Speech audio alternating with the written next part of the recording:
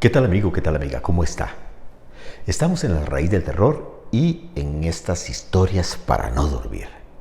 Hoy les traigo tres historias, tres leyendas de México en las cuales hay bastantes versiones de estas escalofriantes apariciones que han causado furor. Y voy a empezar a contarles las diferentes historias que se dan en localidades muy específicas. La primera tiene que ver con la zona de Michoacán, en una zona muy bonita, en el Salto, se llama así. Hay una cascada muy linda que vamos a presentarle para que usted la vea, porque el lugar realmente existe, donde nace esta leyenda. Se llama la Dama de la Cascada o la Dama del Salto, allá en Michoacán. Y cuenta la historia de que en esa cascada, en ese lugar, en la parte baja de la cascada, hay una gran parte donde se puede ir a nadar, que mucha gente va a nadar. Ahí pueden ver ustedes las tomas de este lugar, que es bastante bonito, para ir a pasar un rato bonito. Y muchos jóvenes y demás aprovechan para ir a disfrutar de este lindo lugar. Sin embargo, la historia que hoy le voy a referir se refiere a una serie de jóvenes que se fueron a pasarla bien al rato, unos muchachos a divertirse, a nadar ahí, a jugar y a pasarla bien. Y resulta que estaban tan entretenidos que se decidieron quedar tarde, inclusive noche. Llegó la noche y ahí se quedaron. Había una luna esplendorosa, el lugar era divino para quedarse ahí compartiendo y conversando entre ellos. Cuando estaban conversando, empezaron a notar a lo lejos como una figura. Después se fue acercando poco a poco y empezaron a darse cuenta que era una dama, una mujer, que venía con una bata blanca, larga. Se extrañaron un poco, porque dijeron, bueno, seguro viene a bañarse. Y muchachos ahí un poquito mal pensados decidieron esconderse para ver a la dichosa dama que se iba a ir a bañar, supuestamente. Máxime que la bata que traía ella era un poco transparente y se le empezaba a apreciar una figura bastante bonita. Y los muchachos querían aprovecharse de eso. Muy bien, llegó la dama y se fue acercando hacia donde estaba la zona del río donde se bañaban, ellos escondidos. Y la dama empezó a llorar, y a llorar desoladamente. Se acercaron y a ver qué es lo que estaba pasando, y dicen que cuando se acercaron, notaron que la muchacha estaba como de espaldas hacia el lado del río, y le hablaron. Y cuando ella se volvió, quedaron pasmados. ¿Por qué? Porque resulta que no tenía rostro. Claro, susto tremendo el que se llevaron, salieron huyendo, corrieron, dejaron todo botado y corrieron para sus casas. Pero ahí no termina la historia, porque a partir de ese momento los muchachos empezaron a enfermar. No podían comer, no podían dormir, empezaron a sentirse mal, e incluso cuando llegaban a conciliar el sueño, tenían pesadillas con este ser. Ya se había contado la historia de esta dama y ya alguna gente conocía la leyenda, pero ellos tuvieron que vivirlo en carne propia. Dicen que lo que se hizo fue que se llamó a una curandera del sector para ver qué podían hacer con los muchachos. Y ella empezó a hacer lo que llaman en México una limpia. No sé si ustedes han visto esto de la limpia, que es que algunas oraciones y con algunas hierbas y a veces ponen algunos vapores y demás para crear alguna atmósfera que ayude a limpiar el alma, a limpiar el espíritu, a limpiar a estos seres. Y que le hicieron la limpia a los muchachos y parece que resultó, porque a partir de ahí se curaron. Sin embargo, decidieron nunca más volver a este sector, de esta cascada allá en Michoacán. Si usted va por ahí, tenga cuidado de no quedarse de noche, porque dicen que eso fue en horas de la noche. Y es una historia bastante interesante que se ha contado y que mucha gente sigue contándolo en este sector, e incluso dicen que, ese es uno de los casos, de los muchos casos de muchas personas que lo han vivido en carne propia y que cuentan la historia de que ellos también vieron a este ser fantasmal que se llama o que le hacen llamar la dama o la mujer de la cascada. Hay más historias, claro, tengo más historias para usted. Historias para no dormir. Vamos a continuar con otra historia y en este caso tengo dos historias más, pero estas dos sí se producen en una sola zona específica que es Yucatán. Y vamos a hablarles en primero de las historias que quiero contarle. Tiene que ver con un manicomio. Y se habla de que este manicomio está en Mérida, Yucatán, y se dice que está maldito porque pues ahí pasaban cosas terribles. Se habla que en 1916, en época de Porfirio Díaz, él como que inauguró este manicomio que se mantuvo mucho tiempo ahí y luego pasó a ser un lugar que hasta actualmente existe, que se llama precisamente el Centro Estatal de Bellas Artes, del cual también vamos a presentarle. Usted está viendo imágenes de lo que es este lugar, ¿verdad? Que está bien trabajado, bien reconstruido y todo. Está bastante bonito, pero la historia no es tan bonita. Y la historia que más se cuenta, porque se habla mucho de que ahí hay actividad paranormal, de que aparecen fantasmas, que ya vamos a comentarles un poquito, pero la historia que más se narra de este lugar es de un periodista que estaba trabajando en la Ciudad de México, y que pues ya estaba un poco cansado de siempre cubrir las mismas notas periodísticas y todo, ya quería cambiar un poco. Entonces decidió hablar con su jefe para solicitarle que le dejara ir a ese manicomio, a ese asilo, porque se hablaban cosas que pasaban ahí. Y él quería hacer un reportaje muy especial. Pues el jefe se lo autorizó. Entonces él se fue a prepararse y ya decidió irse para el lugar. Habló con su esposa y le comentó que tenía que irse para allá y todo. Y ella le dijo que sí, apenas tuviera la oportunidad que le llamara para saber que estaba bien, que todo estaba en orden y demás. Muy bien, perfecto. Él se fue camino hacia este lugar y pues iba conduciendo su vehículo y ya en una zona un poco alejada, ya llegando al lugar, parece que empezó a tener problemas. Él no se iba a quedar porque era un asilo, un manicomio, y él no se iba a quedar ahí, él se iba a quedar en un hotel cercano y luego pues en el día iba a conversar con las personas encargadas. Hablo de esto porque ya él, cuando iba de camino hacia allá, se hizo la noche y ya llegó tarde. Pues bien, ya casi llegando, empieza el carro a fallar y se descompuso, se detuvo el vehículo. Él trató de ver qué tenía y no le encontraba solución y empezó a buscar algún lugar cercano donde alguien que le ayudara con el vehículo. Y no había nada, era campo abierto, y allá un poco más lejos vio como una luz y se empezó a acercar y descubrió que era el manicomio. Pero tuvo un presentimiento extraño, como que se sintió incómodo y dice, no, yo no voy a pasar la noche ahí, yo voy a ver cómo reparo mi vehículo. Y se devolvió hasta donde estaba el vehículo y empezó a tratar de repararlo, buscar alguna forma de conseguir alguna ayuda ya sea para repararlo o que lo llevaran más hacia la ciudad para poder hospedarse en el hotel. Resulta que en eso ve que viene como un autobús y él lo ve con unas luces que lo están medio encandilando, le hace seña tratando que se detenga el autobús y el autobús como que sigue hacia donde está él. Y como si él no estuviera, como que se va acercando y él ve esa luz como que se va haciendo más fuerte y de repente como que él pierde la noción y el conocimiento y se desvanece. No se sabe si mucho tiempo, poco tiempo después, pues despertó, pero despertó cerca del manicomio. Le extrañó muchísimo porque él evidentemente no se había desplazado hasta ahí. Y estaba tratando de incorporarse porque estaba como un poco confundido con lo que estaba pasando, cuando se le acercó una doctora, una mujer con una bata blanca, que le dijo, mire, ¿usted tuvo alguna conmoción? ¿Cómo está? ¿Qué es lo que tiene? Y él dijo, no, es que no sé, me pasó esto y esto. Hace, bueno, usted necesita descansar. Vamos aquí para que descanse.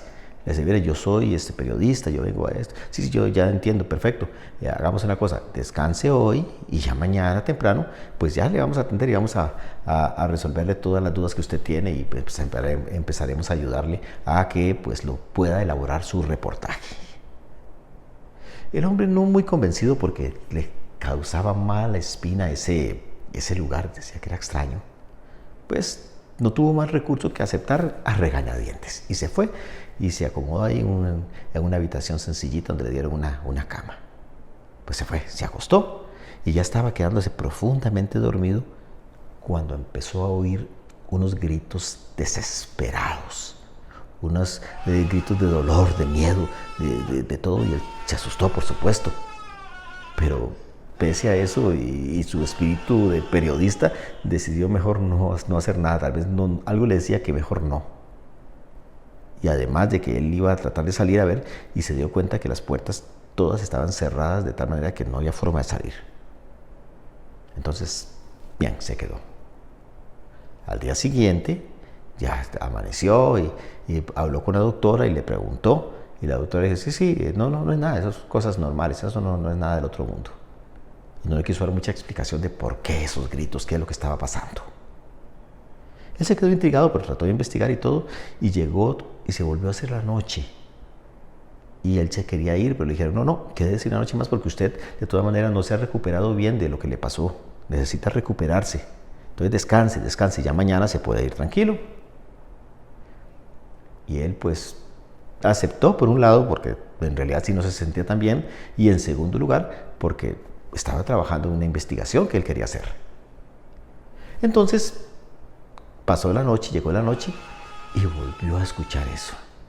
Y esos gritos eran desgarradores, se asustó tantísimo que él trató de salir. Y dijo, no, yo voy a huir. Y vio la forma de escaparse y logró salir e iba corriendo por los jardines. Cuando lo agarraron unas personas digamos, los encargados de tratar a los pacientes ahí en el hospital. Y se los llevaron casi que a rastras. Y dijeron, este hombre tiene problemas, hay que darle tratamiento. Y los tratamientos que acostumbraban dar ellos eran esos de choque eléctrico, que le ponían en la cabeza voltajes muy grandes para tratar de arreglarle el problema que tenía. Y pues él no tenía un problema, pero con el choque eléctrico se lo dieron. Entonces empezó a perder la noción de todo lo que estaba pasando y demás. Y se quedó ahí como que lo dejaron internado porque tenía problemas, ya él no se sentía bien. Y empezó a buscar recuperarse hasta que ya empezó como a tener conciencia y sentir que ya estaba mucho mejor. Cuando eso habían pasado 2 semanas. Luego de esas 2 semanas, pues resulta que él sintió que ya quería irse, pero no lo dejaban ir porque tenía que recuperarse, le decían.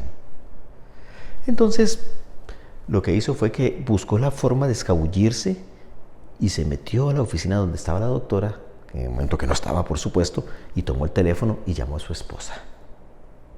Cuando la esposa le contestó, él le dijo, me tienen aquí encerrado en el manicomio, me tienen atrapado, venga, sálveme. Y la esposa le preguntó, ¿con quién hablo? Soy yo, su esposo. Y ella dice, no me des esas bromas, mi esposo murió hace 2 semanas. Él quedó escandalizado, quedó impactado por esa información, no podía asimilarla, por supuesto. Y estaba en ese estado cuando entró la doctora y con una risa maléfica le dijo, bienvenido al purgatorio. Este va a ser su hogar para siempre. Y dicen que permanece ahí, eso dicen. De hecho, les conté que hicieron este centro de artes, de bellas artes, y pues mucha gente ha asegurado que han visto el fantasma de un hombre rondando por los patios de este lugar. Dicen que anda buscando a la doctora o el doctor o quien sea que le diga que ya está cuerdo y se puede ir. Claro, nadie se lo dice. Entonces esa historia sigue vigente, se sigue contando, y ojalá, si usted es de este sector, pues que me cuente si conoce algo más sobre esto, si quiere aportarnos pues para conocer más la historia de esta situación en este manicomio allá en Yucatán. Vamos con más historias. Historias para no dormir. La siguiente historia que quiero compartir con usted también es de ese sector de Yucatán. pero tiene que ver con Cholul, donde hay una hacienda que dicen que está encantada.